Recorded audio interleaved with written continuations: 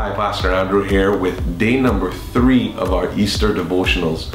We've been looking at the Holy Week beginning on Sunday for our Palm Sunday, and then we've moved on to Holy Monday, where we looked at Jesus clearing the temple and talking about how Jesus might clear the things out of our lives. And so while this is day number 3, this is actually episode number 4 in the series of Easter devotionals. And so we're going to be looking at today, Holy Tuesday. What happened on Holy Tuesday? Actually, this could be split up into a lot of different devotionals because Holy Tuesday is quite a full day, quite a packed day in terms of the things that happen. On this day, we see where Jesus is challenged for his deity, for who he is as the Messiah. We see that they challenge him over his authority and over the things that he says and does. And so it's this really dramatic day of events, and it's sort of this back and forth between Jesus and the religious leaders and the people, and there's just all this stuff just happening right now, preparing and setting up the crucifixion that is coming. And so when we look at Holy Tuesday, it's a very dense day with a lot that goes into it. And there's several books of the Bible actually that cover what happened on Holy Tuesday. All 4 of the Gospels talk about it: Matthew, Mark, Luke, and John. Matthew has quite a lengthy discourse where it begins in Matthew chapter 21 and it goes all the way to Matthew chapter 24. Some have even suggested that it goes all the way to Matthew chapter 26, but quite a lengthy discourse as to what happens there. In the book of Mark, we see Mark 11 and Mark 12. In Luke, it's Luke 20 and 21. And in John, it's John chapter 12. And John kind of condenses it a little bit more, but John chapter 12. And so here we see Jesus is being challenged by the religious leaders. He's being challenged by the people. There's a lot of things happening. And one of the things that makes Holy Tuesday sort of one of those difficult days for Jesus. It's honestly a difficult day for Jesus just because of all the things that are happening. And Jesus even begins to recognize the faithlessness of the people, the lack of faith of the people in Israel for him as Messiah.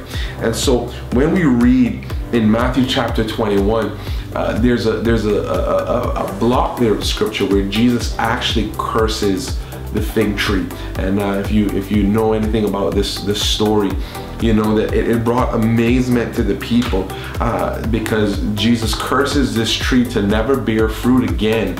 And one of the reasons that he does this is because the tree should have been producing, but it was not. It was beautiful, it was lush, it was producing leaves and preparing. As a matter of fact, I believe it's in Luke where he talks about how you know that summer is coming because the fig tree has begun to produce its leaves, and so you know that it's coming time. Just like every year we know mango season, we know conch season, lobster season, all these seasons that we have, and so Jesus is saying, you know the season that it's coming because of this tree. And what's happening here is this tree is producing leaves but no fruit. And so it's kind of like the people of Israel at this time. But Jesus goes on in Matthew chapter 21 verse 21. Actually, let's pick up in verse 20. The disciples were amazed when they saw that the tree had been cursed and it withered up. And they asked, how did the tree wither so quickly?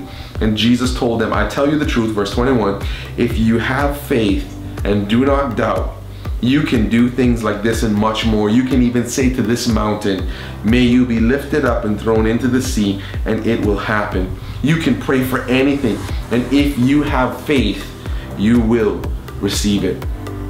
You know, a lot of times we just want to ask God. We ask God for the things we have faith for. That's just the reality of it. We ask God for the things that we have faith for. And a lot of times the reason why we get what we get is because we have faith for what we get. And so one of the things that we miss is that sometimes I have faith that God will do nothing. And so my faith is answered. because I didn't believe God would do anything. And so when God doesn't respond in the way that I hope that it would happen, but I don't have faith that it would happen. See, faith and hope are two different things. And I want to challenge you today on this Holy Tuesday. Would you have faith? Jesus tells us how powerful faith is. He says that you can speak to a mountain and tell it to be moved and cast into the sea. And it's not faith in my ability or in my power. It's faith in the Son of God. It's faith in Him who died and rose again on the third day, that we might have a life and that we could walk with Him. See, stop having faith in yourself. Stop making it all about you, because the faith that you need is faith in Jesus. I'm not saying that you can't believe that you can do good things and that you shouldn't do those things. What I am saying is, greater than the faith you have in your ability should be a greater faith that exists for God's ability. Because what happens a lot of times is we project our faith in ourselves onto God. And then when it doesn't happen, we get disappointed. We think God doesn't love us. We think God doesn't care.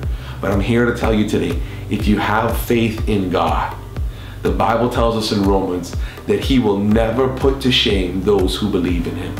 And I want to challenge you today, have faith in Him and watch how He will work and move in your life and do amazing and incredible things like you have never seen before.